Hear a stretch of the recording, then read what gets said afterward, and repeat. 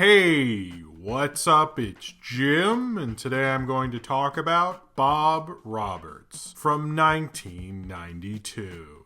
I think there are certain films that were political satires and parodies when they were made, and then over time become less ridiculous because of current events. And Bob Roberts has been brought up quite a lot I've thought about reviewing it myself. I was requested to review it, and I heard it on a recent interview with Susan Sarandon on WTF, and I kind of thought maybe Bob Roberts is kind of much like a film like Network, where it seemed ridiculous. I actually got to see it when it was still ridiculous and didn't feel a mirror of what was going on at the time, and I think Bob Roberts does that with Donald Trump. And what Tim Robbins does with it, like a very excellent mockumentary that's a little different because it's made when Christopher Guest was directing mockumentaries. It is post Spinal Tap and very influenced by This Is Spinal Tap. It even acts like it's made by a fake documentarian, even though it is actually directed and written by Tim Robbins. It kind of speaks to the whole idea of celebrity and using that celebrity to get into political office, to use and manipulate that celebrity to get people to come on your side. It even has a part where Bob Roberts, this character who is a conservative folk singer playing with the imagery of Bob Dylan, but if Bob Dylan was conservative, is trying to run for US Senate, and he uses his celebrity and even goes on a Saturday Night Live show, which is very close to what happened with Donald Trump. So Bob Roberts, although was made almost 25 years before the election happened, seems to have predicted pretty much what was going to happen, which is pathetic that the 90s parody and satire of the political process eventually sort of became our political process, which is kind of a quandary of both laughability and sadness. But I think one of the best things about Bob Roberts is it's a very interesting, one-of-a-kind mockumentary, because it comes along at a time before mockumentaries really took over in the 2000s. It's doing something with politics. It's really kind of a unique, odd movie in a way, and I'm surprised it was successful. And actually, Tim Robbins was trying to get it made for like 6 years and couldn't get it made until he got British money to actually make it, which is funny. I find this movie kind of an odd concoction of a lot of things in terms of its influence, in terms of when it was released, and a lot of what it foretold what was actually going to happen, which is probably a scarier thing than the world that the people had to live in with Bob Roberts, as he was only running for state senate in Pennsylvania. A mockumentary about Bob Roberts as he is on the campaign trail running for state senate, as well as he's going to release his new third album after having 2 successful albums, The Times Are Changing Back and Freewheelin' Bob Roberts, which are obvious parodies of Bob Dylan. Bob Roberts is very popular because of his conservative values and is asking to kind of go back from the 60s and become a new change against a political candidate, Brickley Paste, played by Gore Vidal, very excellently by the way, who has been in the state senate and is the Democrat incumbent and has been that way for a long time, and people want a change, a person who they feel will be about money, be about the working man and all this nonsense, but really like no one's sure who he actually is other than a famous person who's getting a lot of attention, and you see the media firestorm around him as he gets more and more popular as the twists and turns of this political campaign continue. One of the things that's interesting about Bob Roberts is certainly that it is very influenced by Spinal Tap. In fact, there is a sequence in it where he gets lost on the way to the stage, which they do a different spin on, so it's not like he's trying to like steal from Spinal Tap. It's actually interesting how he does it, where he has a reporter trying to interview him and ask him questions, and there's all this chaos going on. There's a few shots that look similar to This Is Spinal Tap in that sequence. That's as close as it really gets, and the idea that there's a documentarian making a documentary about Bob Roberts, and you know who the documentarian is, which is slightly close to Spinal Tap. It sort of reminds me of the Ruddles movie, which was pre-Spinal Tap, and even has sequences that are like Bob Dylan's Don't Look Back. The Bob Dylan references, I think, are more him playing with iconography than anything. He's not really saying anything about Dylan, but it's the whole idea that if someone had this kind of stature, what could they really do with it? And that's an idea that's been in other films like A Face in the Crowd, certainly, and Network. But I think with Bob Roberts and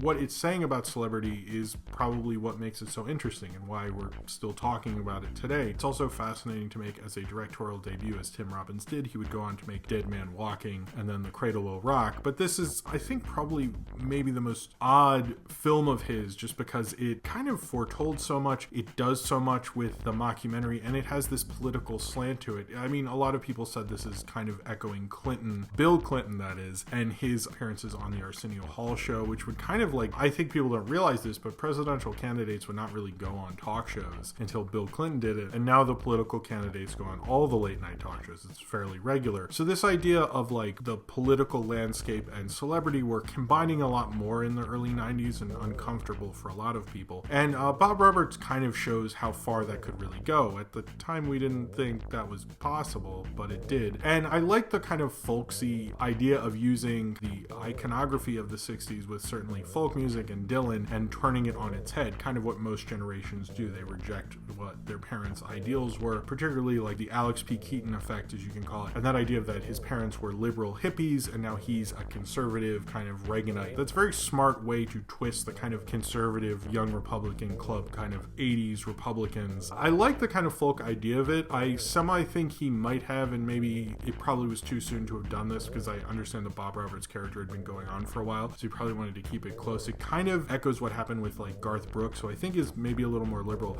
but in terms of what happened with country music when it took on more of these rock ideas of AC/DC and kind of stadium rock and things like that, and more populist and palpable to the demographic who wouldn't really like country music. And this is the same way what Bob Roberts does, is he takes folk music that people weren't really into then, but makes it about and more kind of the celebrity of the time. His stage show looks like a Talking Heads stage show or an REM stage show. The music videos in it feel very 90s and things of that nature. So it kind of reminds me of that a little, but I might be reading into a weird kind of avenue that I can't really go back from and don't know enough about country music to support. But I think what Bob Roberts really does with Tim Robbins is he kind of skewers the whole idea of politics and celebrity and does it in a mockumentary way. And I think he's trying to say maybe too much. This film really falls apart towards the end, although the beginning is quite interesting and quite good, actually. I really like the beginning, and then it really falls off by doing way too much. Semi reminds me of what Spike Lee tried to do in Bamboozled, and he kind of puts on way too much and kind of overcomplicates it in a way. It's such an interesting idea to kind of show how far the idea of celebrity could take us and how dangerous that is. This film is actually fairly left-leaning, criticizing the conservatives. There's a few times, and actually John Cusack has a part where he's kind of making fun of the liberals when Bob Roberts is going to be on called Cutting Edge Live, which is obviously Saturday Night Live, even with Bob Balaban pretty much playing Lorne Michaels, and very well, by the way. And they have the character of Bob Roberts playing off of John Cusack's character, and John Cusack is like the super liberal character, and he even goes through a sketch where he identifies all the things with like NBC. But he goes through this whole sketch. It's not that funny, but it's like talking about how, you know, this corporation that you're supporting, by watching this show, we own the media and all this stuff. I can't do it. It wasn't very funny. But what's interesting is TV Funhouse on Saturday Night Live did a sketch very similar to that, which I saw recently, which was only played once. Even the TV Funhouse, done by J.J. Settlemeyer, wasn't the most hilarious sketch, but it is kind of funny that how many things this film predicts is just like remarkable. But that character, like how liberal he is and how he kind of like doesn't care about being funny, he's letting his politics kind of ruin his humor, and how him and Bob Roberts playing off each other is probably the most interesting in terms of him playing with both liberals and conservatives that Tim Robbins ever gets in this. It's mainly criticizing the conservatives, although it can be very funny, like calling crack a ghetto drug. In a letter to a child, like, don't do crack, it's a ghetto drug, and someone goes, that's right, and you're like, whoa, Tim Robbins, whoa. Sometimes his finger pointing is a bit extreme, but it is quite funny, and I think some of the songs are quite funny. He didn't, to my understanding, tour too much with this, and he wouldn't let a soundtrack be released because he didn't want the songs to be taken out of context from the movie, which I think is a little lame. Bob Roberts probably wouldn't agree to that. Tim Robbins is very, very funny in this film, and I really like him in it, actually. I think he just like gets this character so well. He knew the character for a while, and he's kind of like the standout of the whole film. I also like that this is populated by mainly non-kind of comics. Most of the time when you think of a mockumentary, it's filled with comics. This is more comedic actors, and a lot of actors who aren't just known for comedy. Alan Rickman, who a couple of Vincent Canby of the New York Times didn't actually like. I was kind of shocked at how good Alan Rickman was. A lot of people oddly playing like news reporters, from Susan Sarandon to James Spader, who probably both could have gotten better roles at the time, but they wanted to play TV anchors, which I think is funny. And I can't pronounce his name, Giancarlo Esposito, I believe. He was quite good as this news reporter. His whole storyline kind of gets a little too much, and the film just goes off the deep end. This is actually Jack Black's cinematic debut, was in Bob Roberts, believe it or not, and he's quite good as a extreme Bob Roberts fan. And actually what it does with documentary kind of foretells what's happened to the documentary genre since Christopher Guest. When Christopher Guest's whole thing went too far and Modern Family happened, he said it's harder for me to make like a mockumentary film, although he just did it for Netflix, but he was kind of against it for a few years. But what happened to mockumentary is eventually it became like Pop Star or Documentary Now, where you're knowingly making a documentary within a particular style and kind of critiquing that style and doing funny things with it. And it's an interesting way to take it. Like, it's kind of knowingly doing a certain documentary, not making a documentary about these particular characters and semi-doing documentaries, but not really. This uses a certain form of documentary, uses kind of that as well as doing the kind of Spinal Tap thing, which would eventually become Christopher Guest. So in terms of mockumentary, it's kind of in an interesting place. In 1992, mockumentaries hadn't really taken off. There were a few of them, but it hadn't become what it would become later. And I think it lets him play a little more with the genre. Obviously, that works very much with the character, what he's satirizing, and what he's satirizing, what will eventually become of the American political process, that we will be so enamored with celebrity, a celebrity will eventually be able to run for office, eventually win, or at least in Bob Roberts. When I made this video, I didn't know what the election would be, so I'm sorry however it worked out for whoever you are. Knowing how we are in 2016 and what happened in 2016, it's an interesting film to watch in terms of film history and mockumentaries and such, because of how different it kind of is, what it does with the forum, what it's saying about politicians and celebrity. But I think it's probably the most fascinating because of what eventually would happen in America. The idea of being a conservative rebel politician, which would be, you know, from the Tea Party to Sarah Palin to eventually Donald Trump.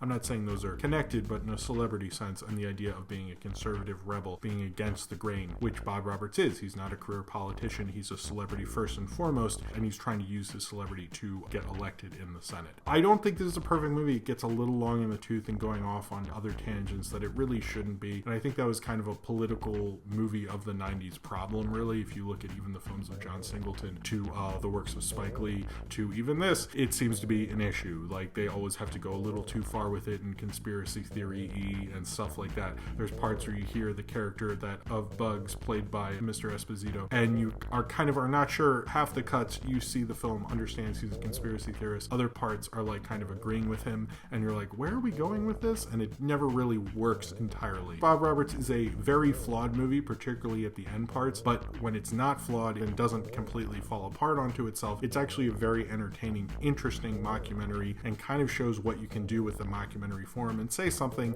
about what would actually happen with celebrity, which you very much did. It's a fascinating watch, particularly if you want to watch something to kind of see exactly what's happening in the world and how absolutely disturbing it is. Then Bob Roberts is a great choice for you. So if you have seen Bob Roberts and you would like to talk about it, then comment below in the comments and subscribe if you would like to. And I'd like to give a shout out to Sinram. You should definitely check out his YouTube channel. If you've watched my channel for a while, you know he's a friend of mine and he's a good guy. And he wanted to submit this for my Patreon review raffle. And I was kind of like, I think I'm going to do it. He kind of like pushed me over the edge to actually do it. So very much thanks for him, because this was really a fascinating thing to watch as a critic and a lover of film and film history and stuff.